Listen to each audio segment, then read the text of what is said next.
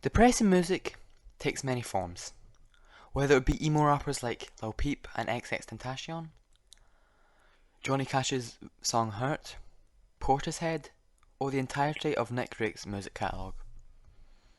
And these are all very much loved artists and songs. But there's one album that always comes to mind when thinking of depressing music, and that is David Bowie's final album, Blackstar.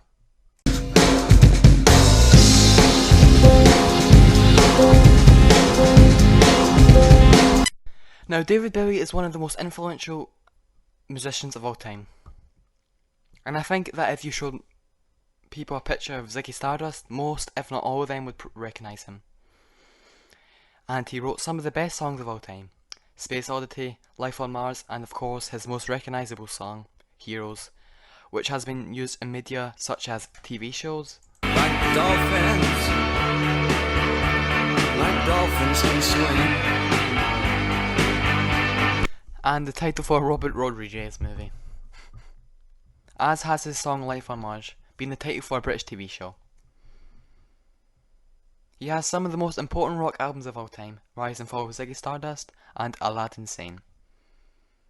And I think one of his best is Blackstar. Blackstar is David Bowie's final album, recorded in secret from January to May 2015 in the Magic Shop and the Human Worldwide Studios in New York, and was produced by David Bowie's longtime collaborator Tony Visconti. Bowie recruited a local jazz band to in essence make rock songs, which creates a fusion of jazz, art rock, experimental rock, art jazz, industrial rock, pop and hip hop, to create one of the greatest experimental albums of the 2010s. Bowie intentionally did not want to make a rock and roll album.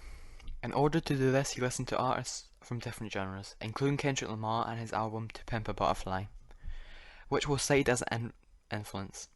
Visconti actually even talked about it in an interview, quote, We wound up with nothing like that, but we loved the fact that Kendrick was so open-minded, and he didn't do a straight-up hip-hop record. He threw everything on there, and that's exactly what we wanted to do, end quote. Also listening to Death Grips and Boards of Canada. The album was released on the 8th of January 2016, which was Bowie's 69th birthday. It consists of 7 tracks and is 41 minutes long. Let's look at the first track, which is the same name as the album's title, Blackstar. Piece of music going in subtle different directions. I wonder if you could tell us about recording that one and how that song came about. That song was actually one of the first songs we recorded during the. We did 3 separate sessions, one in January, February, and March. Blackstar was in the first group of sessions, and it wasn't. I had heard some of the songs that we were going to record, but Blackstar was written at the very end of David's demos, when making of his own demos. So when he brought it to the studio, it was a complete surprise to me too. I hadn't heard it before. It's a 10-minute song. We had to record it in 2 sections, and I think section 2 was done the following day. So it was quite an elaborate production, as you can guess from hearing it. Yeah, so it's an amazing song, and the drum. Blackstar is a 10-minute track, which starts in a very depressing manner. Lyrics about solitude in the Villa of Omen and on the day of execution, with a haunting instrumental which prepares the listener for what is to come. But on the bridge of the song, it transitions into a kind of uplifting song, where Bowie states he is not a gangster, he is not a pop star, he's a black star. The song gives many clues as to what the title of the album means. Now on the surface it's obvious what it means. He is dying, as 2 days after this album was released, Bowie had to succumb to his cancer. But it could also be referencing the damage to a breast tissue, which gives the appearance of a black star. Or could also be referencing that when stars are dying, they start to turn black, and after that die. As in the video for the song, there is a dead astronaut, which is most likely a reference to David Bowie's character, Major Tom, and reinforces the idea of a lifeless star. From this song alone, you can tell why this album is depressing, as the main concept is that Bowie knows he's going to die and starts to write about it on this album, as his parting gift to his fans.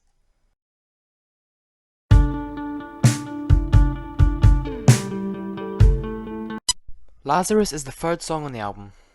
The song starts with Bowie stating, Look up here, I'm in heaven. which immediately sets the tone of the song. The song's title was named after the Bible, in which Jesus resurrects himself after 4 days of being dead. We see this referenced when Bowie says by the time he got to New York, he was living like a king. This, symbolically, is Bowie's trip to Jerusalem, as Bowie was born in the UK, but eventually moved to the US, where he became a worldwide phenomenon, and also where Bowie died due to his cancer. The track is accompanied by a video, which is one of the most haunting videos in music history, as we see a bedridden Bowie remember and try to reclaim his glam rock lifestyle via dancing in the mirror.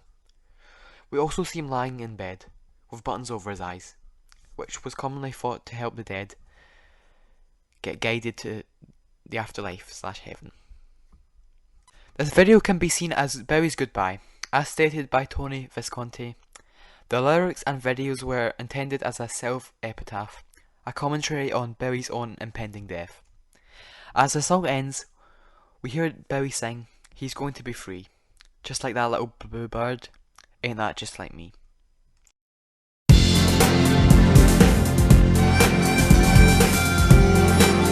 I Can't Give Everything Away is the 7th and final song on the album. This is the most uplifting song on the album, and is about moving on and starting fresh, which could be seen as Bowie dying and starting anew in the afterlife. The song is very simple, verse, chorus, verse, chorus, verse, chorus, but the power of the song is what matters.